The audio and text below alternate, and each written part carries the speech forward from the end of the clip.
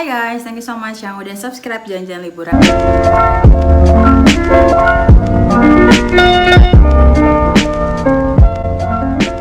Dan kali ini postingan aku adalah ingin bercerita mengenai kenangan jalan-jalan ke Vietnam, Indonesia, dan Indonesia selama masa COVID. Jadi pada akhir Februari ini demamnya COVID ini masih hanya di seputaran Cina dan Italia. Jadi waktu itu pas kita terbang dari Brussels pun masih belum terlalu heboh gitu ya, kayak social distance segala macam cara untuk pencegahan COVID ini sama sekali nggak ada, karena memang belum masuk Eropa saat itu kecuali ke Italia. Sama kayak di Belgia, di Indonesia pun pas kita sampai kita ngerasain kalau COVID ini masih adem-adem ayam aja. Jadi belum ada suatu pencegahan yang sangat berarti. Dan hal ini membuat kita semakin percaya diri kalau kita akan melanjutkan perjalanan ke Vietnam. Dan ternyata salah besar. Karena di Vietnam udah dari jauh-jauh waktu sebelum Belgia dan Indonesia membuat social distance dan alert untuk COVID, mereka udah duluan. Pas kita sampai di airport, kita mesti ngantri untuk ngisi dokumen semacam kayak surat pernyataan kalau kita sehat masuk ke Vietnam. Surat itu mesti ada pada saat kita tiba untuk nanti diserahkan pada saat kita check out dari negaranya. Ini masih dalam tahap pencegahan, tapi rasanya mereka sudah membrainwash rakyatnya untuk hati-hati dengan para pendatang, karena menurut saya dari tatapan mata mereka para pendatang ini adalah si pembawa penyakit. Jadi pada saat kita sampai di Airbnb, jadi saya booking Airbnb di Hanoi yang adalah kota pertama kita tiba di Vietnam. Pas tiba di Airbnb, tiba-tiba ada yang ketok pintu. Ketok pintu, tahu-tahu ada polisi. Terus dia bilang, paspor. Waduh, waktu itu cuman saya dan berdua sama anak saya, sementara yang lain sedang ambil koper di bawah. Jadi lantai 3 atau 4 Airbnb-nya, dan saya sendirian di apartemennya. Terus dia tanya, saya nggak ngerti pakai bahasa Vietnam, cuman saya bilang aja Jakarta, Kuala Lumpur, Hanoi. Paling itu ya pertanyaannya, walaupun saya nggak ngerti dia jawab apa. Terus si polisi bilang ke salah satu ibu-ibu, ternyata tetangga di situ. Dia meyakinkan kalau dari body language-nya seperti dia meyakinkan kalau tamu ini baik-baik aja. Malaysia, kata si polisi ini ke si ibu tersebut. Setelah itu saya kontak Airbnb host-nya kan. Ini normal gak sih kalau kita check-in di apartemen kamu terus datengin polisi? Terus si host-nya bilang, enggak normal. Terus dia cari tahu kenapa polisi itu datang untuk ngecek segala dokumen kita. Mestinya kan everything oke ya, karena kan kalau host itu biasanya yang tanggung jawab. Kalau ada apa-apa ya kontak aja ke yang punya apartemen, bukan begitu? Nggak lama kemudian kita lagi di cafe ngopi-ngopi. Di situ kita udah lihat semua orang pakai masker, terutama para pelayannya. Ini saya nggak temuin di akhir Februari awal Maret, saya nggak temuin hal ini di Indonesia maupun di Belgia. Saya nggak nemuin para pelayan waiters di restoran pakai masker. Demikian semua juga orang-orang lokal, 99,9% pakai masker. Lalu pada saat kita nongkrong di cafe, tiba-tiba host saya WhatsApp. Dia bilang, aku boleh nggak nelfon? Penting. Ternyata polisi tadi itu nelfon si host dan ngasih tahu kalau kita harus keluar saat itu juga dari apartemen dia. Jadi nggak tahu alasannya apa, pokoknya Airbnb itu harus ditutup sementara selama masa COVID. Jadilah kita sempoyongan cari hotel. Waktu itu udah sore menjelang gelap kan ya, kalau di sana kan gelap jam 6 gitu ya. Kita sempoyongan mencari hotel. Hostnya sih bayar balik uang kita semuanya, walaupun kalau Airbnb kan biasanya mereka dibayar sama Airbnb-nya pada saat tamunya check out, tapi kayaknya mereka mau isi aja dan kita benar-benar harus keluar saat itu juga. kebayang bawa bayi harus packing lagi semuanya dan buru-buru cari tiket, cari hotel dari aplikasi. Udah sampai di hotel, drama berikutnya adalah ternyata kamar kita nggak siap karena katanya disemprot anti covid. Tapi cuma kamar kita doang. Saya yakin banget itu hotel overbook sebenarnya, cuman karena mungkin dia nggak mau kehilangan tamu juga, jadi diterima deh tuh ya reservasinya. Akhirnya kita pindah semalam untuk ke hotel lain. Setelah adu debat sama si reservasi hotel tersebut yang bilang kalau akan disemprot segala macam, padahal sih overbooking aja gitu.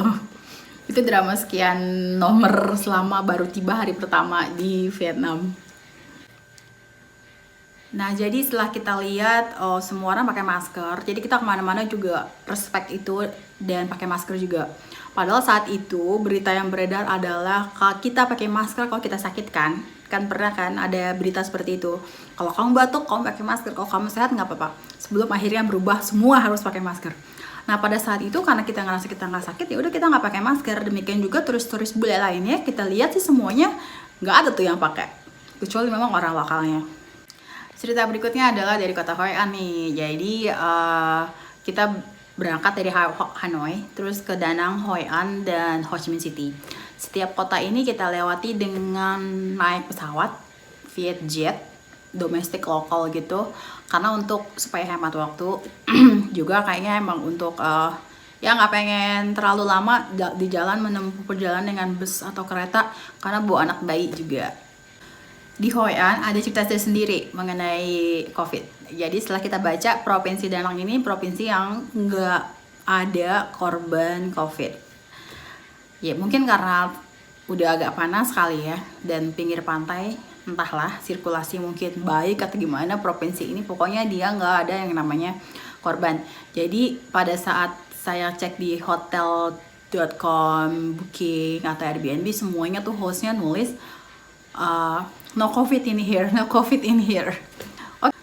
Nah, setelah kita check-in di hotel, saya minta si owner hotel atau villa ini untuk pesanin saya transportasi Uber atau whatever ke Kota Tua.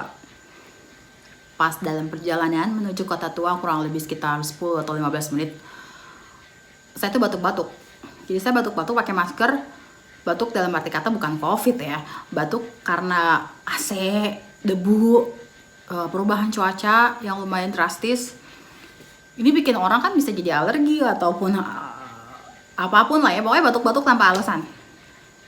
Tahu-tahu supir saya langsung buka jendela gede-gede, kayak parno, ketakutan gitu ya.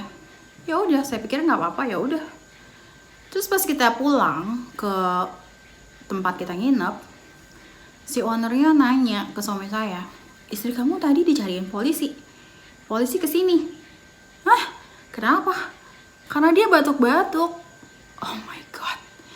Jadi segala macam batuk di Vietnam dicurigai COVID, dan bisa aja saat itu kalau saya ada di ada di villa atau di hotel itu, saya langsung diangkut kan ke tempat rumah sakit untuk pengecekan lebih lanjut, which is that make sense. Cuman ya emang kayak gitu standar operasional mereka menghadapi COVID. Jadi setelah kejadian saya dicari polisi itu rasanya deg-degan banget gitu ya. Deket orang lokal langsung rasanya pengen batuk, pengen bersin. Jadi kayak parno sendiri gitu ya. Karena batuk sama sekali dilarang di sini, di negara ini dilarang batuk gitu. Tapi untunglah host kita baik banget, thanks God. Saya milih properti yang bertanggung jawab. Dia tuh meyakinkan si polisi kalau tamu dia baik-baik aja. Itu biasalah kan. Pokoknya meyakinkan si polisi everything is okay. Kalau melihat perbedaan ambience di Hanoi dan di Hoi An, rasanya sih di Hoi An lebih santai ya. Mungkin mereka juga ngarepin turis banget, karena itu kan kota tuanya, kota tua turis yang mengharapkan turis banget gitu ya, mata pencaharian mereka. Jadi mereka kayaknya lebih santai gitu ngelihat pendatang. Sementara kalau di Hanoi itu beda, kayaknya kalau di Hanoi itu ngelihatnya pendatang, wow, you guys bring COVID, we have to stay away gitu loh. Itu sih perasaan yang kita lihat ya. Tapi memang selama dalam perjalanan di Vietnam ini saya lihat pemerintahnya bener-bener serius, 2 rius, 3 rius untuk mengatasi sebelum kejadian parah. Mungkin negaranya nggak sebesar Indonesia juga, jadi gampang dicek dan bahkan polisi tuh turun tangan langsung. Dan antar orang itu mereka akan saling ngaduin gitu. Jadi kayak tadi saya bilang, ada yang batuk diaduin, ada yang kayaknya mereka kita nggak pakai masker misalnya diaduin, terus langsung polisi datang untuk cek. Dan ceknya ini kan lu bakal dibawa ke rumah sakit untuk cek lebih lanjut kan. Nah ini cerita ada kita ketemu grup dari Belanda Belgia di kantor pos di Ho Chi Minh City. Nah kita ketemu couple dari Belgia karena kita dengar mereka ngomong bahasa kita ajak ngobrol dan cerita-cerita gimana pengalaman mereka. Dan mereka tuh datang ke Vietnam kurang lebih selama 2 minggu dan hampir pulang besoknya. Itu ada 2 peserta di grup mereka yang langsung diangkut sama polisi karena pada saat di salah satu sightseeing spot mereka tuh nggak pakai masker. Jadi langsung dimasukin ke rehabilitasi gitu, rumah sakit untuk cek corona dan ditahan selama 2 minggu. Menurut kabar yang mereka dengar, rumah sakit itu kayak rumah sakit kayak tentara gitu kali ya. Terus banyak kecoa. Pokoknya kali kalau keluar dari situ bukannya COVID, yang ada mana tipes atau sakit pes kali ya. Jadi tuh bener-bener mereka handle the situation very very well. Terus kita lihat di beberapa bisnis kayak shop, kayak toko, kayak restoran, hotel, itu banyak yang disegel terus ditulis di depannya usaha ini tidak menjalani prosedur pencegahan COVID, jadi harus ditutup. Ini banyak banget bisnis yang seperti ini dan mereka tuh ketakutan banget bener-bener menjalani apa yang pemerintahnya mau gitu ya. Dan sepertinya memang berhasil ya. Lihat beberapa waktu yang lalu saya baca di artikel kalau Vietnam jadi salah satu contoh negara yang berhasil untuk mereka flatten the curve. Jadi kurva mereka udah rata lagi, udah bersih lagi, bahkan social distance sudah nggak ada lagi. Jadi mereka benar-benar well done. Seperti yang saya bilang tadi, pencegahan COVID di Vietnam ini seperti cara ngadu-ngaduan. Mungkin bukan ngadu sih, tapi lebih ke alert ya. Jadi selama kita di Ho Chi Minh City, beberapa kali saya masuk ke mall. Baru masuk ke dalam mall, itu rasanya kita diikutin security banyak banget di belakang, di kiri kanan. Mereka sih nggak langsung yang nyergep, tapi kan body language kita diliatin atau apa gitu ya. Sampai suatu saat suami saya bilang, kok security tuh foto kita dari jauh? Wih, saya langsung datengin salah satu security itu. Saya bilang, kamu foto ya? Enggak, saya foto sini semuanya. Terus dia blogger foto. Lihat nggak? Saya bilang, lihat atau saya akan adu ke kedutaannya. I'm gonna report to the embassy if you don't show me the phone right now. Terus dia kasih lihat, bener ada foto kita. Kita lagi hangout aja gitu di mall, lagi mau cari makan atau apa. Saya bilang, hapus. Terus deleted itemsnya juga hapus. Pada saat saya lagi ngobrol-ngobrol minta supaya dia hapus segala macam karena menurut saya itu kan against the privacy dan maksud lo foto-foto. In the same time ada security lain perempuan yang foto kita juga dari kejauhan. Setelah saya beresin salah satu security ini, saya datangin ke perempuan itu kan. Saya bilang, sekarang your turn, come on show me your phone. Bener ada foto kita juga. Saya nggak ngerti standar operasional mereka seperti apa. Sementara ya, pokoknya sih kalau ditanya kenangan jalan-jalan di Vietnam itu nano-nano karena bikin kita nggak comfortable in COVID ini, dan banyak peraturan-peraturan yang mungkin bikin mereka juga jadi depressed karena banyak pressure ya. So begitulah cerita-cerita kita jalan-jalan ke Vietnam. Apakah aku akan kembali lagi? Tentunya iya. Mungkin justru saya bisa bilang mungkin Vietnam adalah salah satu negara yang justru aman untuk didatengin pada saat pintu negara-negara udah terbuka untuk traveling ya. Karena mereka kayaknya lebih tanggap menghindari COVID terjadi di negara mereka. Thank you so much guys for watching. Don't forget to subscribe, like, and share. Dan sampai jumpa di cerita-cerita perjalanan berikutnya. Bye-bye.